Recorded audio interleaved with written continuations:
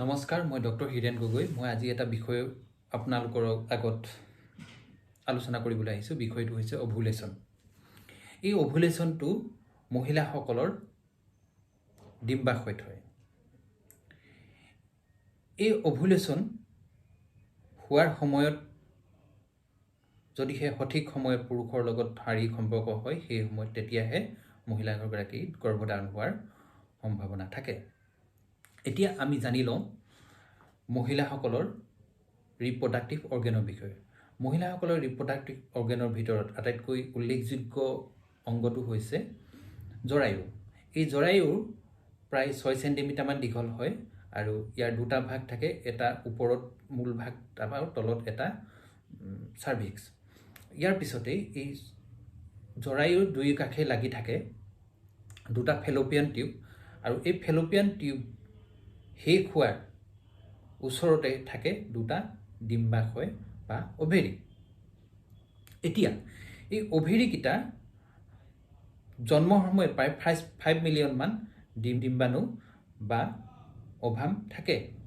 এই ডিম্বাণুসমূহ শান্তিবিয়া হোৱাৰ সময়ত প্ৰায় 1.5 মিলিয়নমান থাকে, 1.5 পৰা 2 মিলিয়নমান থাকে, আৰু এই ডিম্বাণুখিনি প্ৰত্যেক মাহতে 200-300 কমি গৈ গৈ শেষত 45 বছৰ হ'লে 45 বছৰমানত শেষ হৈ যায়।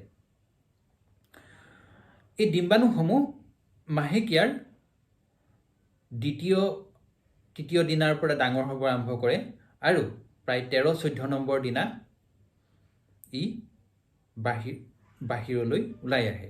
এই বাহিৰলৈ ওলাই অহা প্ৰক্ৰিয়াটোক কয় অভুলেশ্যন। এই অভুলেশ্যন প্ৰক্ৰিয়াটো LH বা লিউটেনাইজিং হৰম'ন নামৰ এটা হৰম'নৰ কাৰণে হয়।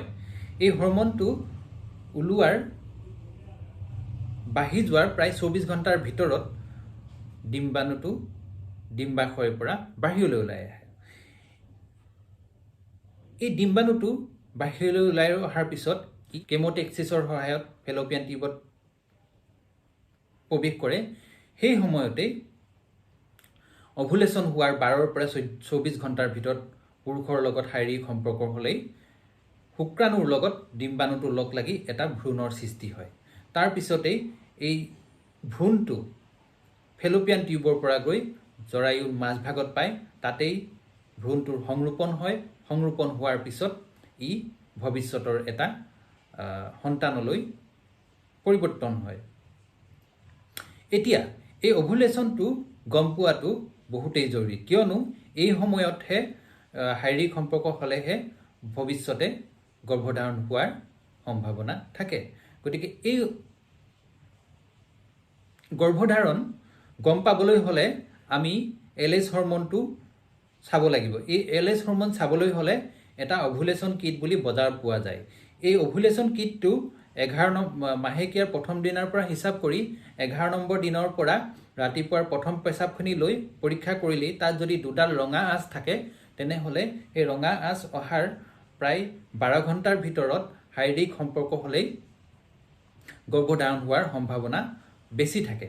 গতিকে আমি এই সময়ত অভুলেশ্যন কিটৰ দ্বাৰা চাই পিনি অভুলেশ্যনৰ দিনটো ঠিক কৰি অভুলেশ্যন হোৱাৰ দিনা পুৰুষৰ লগত মহিলাগৰাকীয়ে শাৰীৰিক সম্পৰ্ক কৰিলে গৰ্ভধাৰণ হোৱাৰ সম্ভাৱনা আটাইতকৈ বেছি থাকে। গতিকে অভুলেশ্যন কিটটো যিসকল দম্পতীয়ে গৰ্ভধাৰণৰ কাৰণে পৰিকল্পনা কৰি আছে, তেওঁলোকে অভুলেশ্যন কিটটো আনি ঘৰতেই 11 নম্বৰ দিনাৰ পৰা প্ৰথম পেচাবখিনি পৰীক্ষা কৰি অভুলেশ্যন ধৰা পেলাব পাৰে আৰু সেই সময়ত তেওঁলোকে শাৰীৰিক সম্পৰ্ক কৰি ভৱিষ্যতৰ এটা সন্তানৰ কাৰণে পৰিকল্পনা কৰিব পাৰে। এই অভুলেশ্যন কেতিয়াবা সোনকালেও হ'ব পাৰে, কেতিয়াবা দেৰিকৈও হ'ব পাৰে। বিশেষকৈ 11 পৰা 17 দিনৰ ভিতৰত অভুলেশ্যন হয়।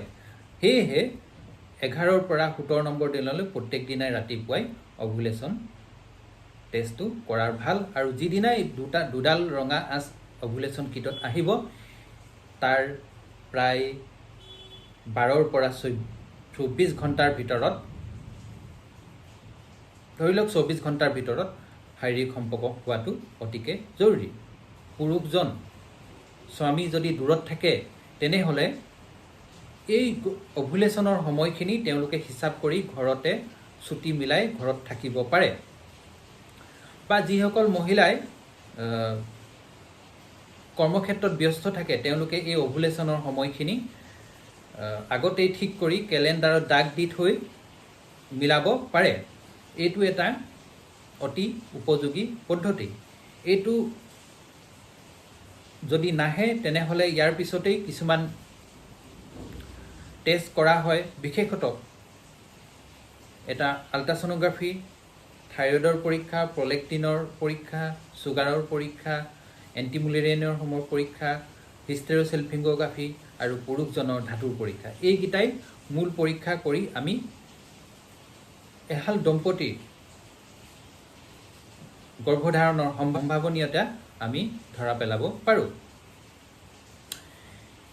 গতিকে যিসকল দম্পতীয়ে প্ৰেগনেঞ্চি বা গৰ্ভধাৰণৰ বাবে পৰিকল্পনা কৰি আছে তেওঁলোকে অভুলেশ্যন প্ৰক্ৰিয়াটো বা অভুলেশ্যন দিনটো অভুলেশ্যন কিটৰ দ্বাৰা ধৰা পেলাই সেই সময়ত তেওঁলোকে শাৰীৰিক সম্পৰ্ক কৰাটো অতিকে জৰুৰী আৰু এইদৰে কৰিলেই তেওঁলোকৰ আশা পূৰণ হ'ব বুলি মোৰ বিশ্বাস।